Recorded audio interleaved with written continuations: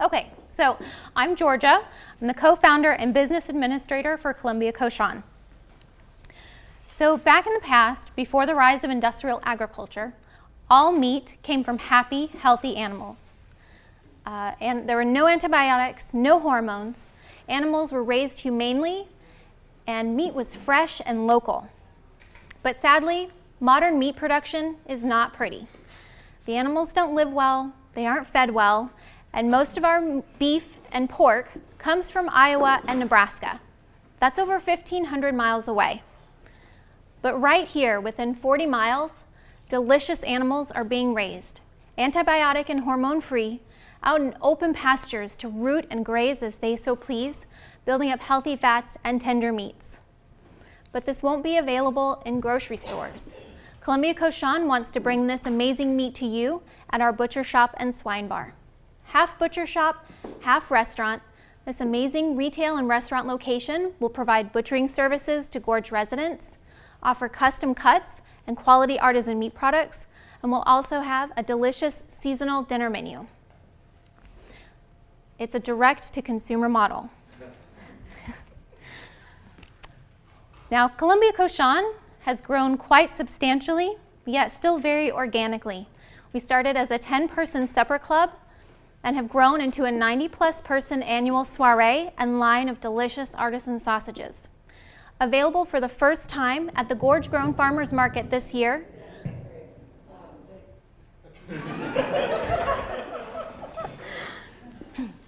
Available for the first time at the Gorge Grown Farmers Market this year, Columbia Cochon artisan sausage exceeded not only our expectation, but also our capacity within the first month.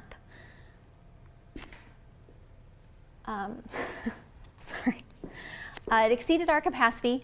We were seeking further education with the SBDC and Gorge InnoVenture here, and we're also seeking we're actively seeking a larger production facility and retail location. We want to continue to grow Columbia Cochon to the full potential of our meat empire. Now, our main competition is convenience. Sure, you can do your one-stop shopping at Safeway and Rose Hours, but you're probably not getting the same quality product, and you're definitely not getting a local product. On the other end of that spectrum, to get quality local meat, you're probably waiting for a specific day for the farmer's market, or you're gonna have to leave town. But Columbia Cochon wants to bridge that gap, offering an everyday outlet for area farmers and quality product easily accessible for our customers. And aside from how they're raised and what they're fed, one secret weapon we have over other meat processors are the breeds we're using. Heritage and specialty breeds of beef, lamb, and pork are traditional livestock breeds raised by farmers in the past before the rise of industrial agriculture. These breeds taste better because they're able to access a more diverse diet and they live a far more active life. This in turn builds up a more balanced fatty acid content, which is actually healthier for us. Another advantage we have is the community the connections in the community that we have here and the relationships we've established. Relationships with farmers and ranchers, with Gorge Grown in the local farmers market, area restaurants, and with local CSAs such as High Roost Ranch or Casa Verde Farms. Our founder, Nathan Morgan, has strong ties in the community and an ever-growing fan base. He's currently the head baker at Pine Street Bakery and was the executive chef of Nora's Table, for which he was written up in the Oregonian. But our team isn't just based on rave reviews and glamour. Together, we have over 30 years in the food industry and more than 10 years of management experience.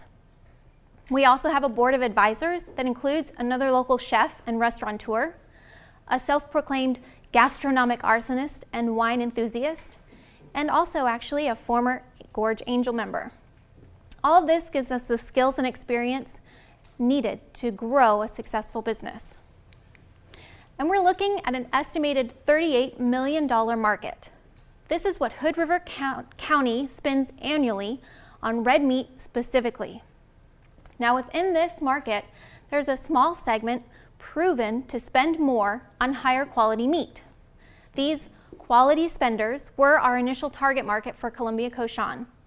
However, our experience at the farmers market has really shown us the greater demand throughout the much broader market.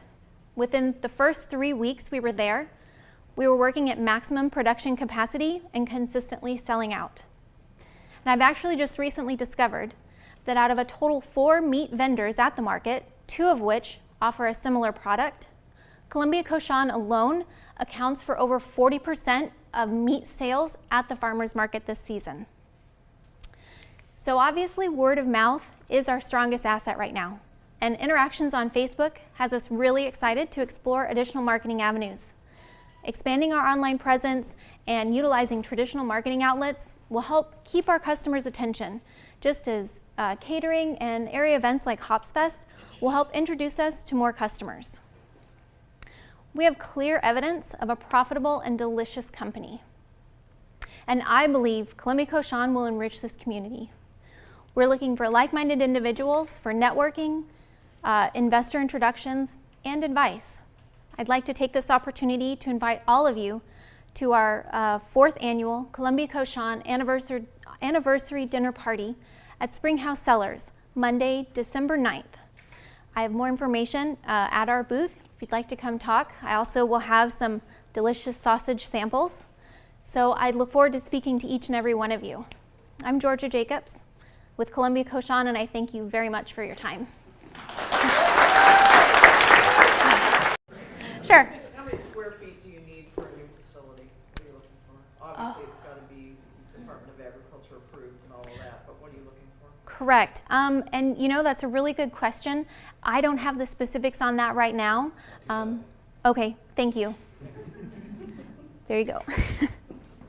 Anybody else? Yes, ma'am. What % of that 38 million do you think you will get? Well, honestly, I want the whole pie, but I recognize I can't get that. You know, still there's the quality spenders. That's an over $7 million market. If I can just get a small portion of that, that can sustain us.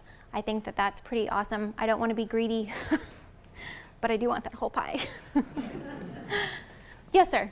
So your logo and your name, you know, imply pork and bacon and all of that good stuff, but I also heard you say beef and lamb, which take up a lot more space to raise animals, right? Correct, yes. Well, but we are not specifically raising the animals. We are just the lovely middleman that will cut up the animal and get it to you nicely packaged. Follow-up question, so part of your sales positioning is that it's kind of natural and it's all organic stuff. So what are you doing to make sure that your suppliers, the farmers, are handling things properly? We are best friends with everybody, and that's something that's important with us. A lot of transparency. We are active. We go up to, like, High Roost Ranch is currently our largest provider of pork for sausage. We have another gentleman in Dufur that provides Berkshire pork. We're very active and open with them. We want to know what they're doing and how they're raising their animals, and we're up there. We can go up there and visit anytime. It's not like it's hundreds of miles away. It's 40 miles. It's like an hour drive. So we are very active. We want it to be very transparent. You should know where your meat comes from. That's something that's very important to us as people and as a business. So we're very adamant. I'm sorry? Butcher facility? Do you have a mobile butcher facility? Go out to the locations and do the butchering? You know, there's a lot of red tape within the USDA and the ODA. Yeah, I'm quite aware. Yeah. That's Washington. why I'm asking the question. Yeah. It's not easy. It's not. Washington State has a very active mobile slaughter kind of unit that goes around. Oregon doesn't seem to have that available at the moment. One thing that we are actually wanting to do is we want to bring a USDA approved kill facility to the valley. We need one. We're a very central location. There is a lot of animals being raised, and it's kind of silly. You have to send them past Portland to have them killed. That's stress on the animal, plus it's additional cost. So we are being active. We're trying to bring a facility here in the valley for, you know, less stress for animals, less cost for both farmers and for us, and we can pass that savings on to y'all. Yeah. Yes, ma'am.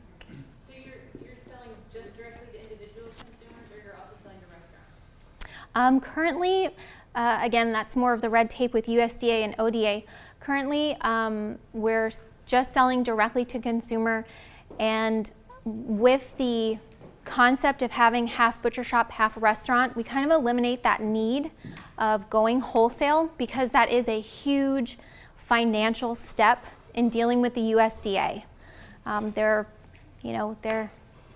They're just very costly. I essentially have to employ a USDA person to hang out with us and watch us do everything. And right now, I don't even pay myself. So, it is, and one thing that the restaurant also helps is to reduce waste. Something gets a second life because someone didn't buy it to take home with them, but we get to cook it up and you can eat it right there. It's kind of a win-win. All right, let's move to that.